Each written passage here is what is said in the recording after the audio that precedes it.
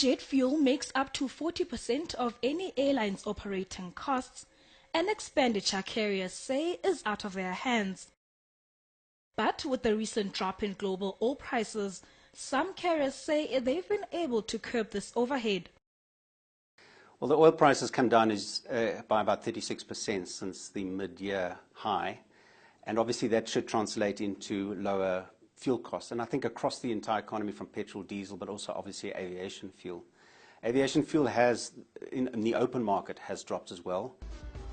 Some airlines have gained. In India, for instance, the government has cut jet fuel prices 5 times since August, owing to lower crude oil prices.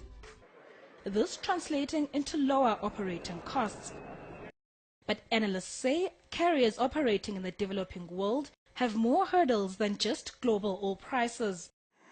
In South Africa in particular, we can mention that the rand-dollar exchange rate has unfortunately seen a bit of a deterioration over the last couple of weeks. When you translate that into the cost of jet fuel, you're seeing potentially a net benefit in jet fuel prices. However, in terms of how that will impact on the fares, there are other dollar-based prices which are impacted by the deterioration in the jet fuel price. Regarding Africa, I think a similar situation depends on the local currency. They're obviously selling fares, particularly out of their home countries, in their local currency.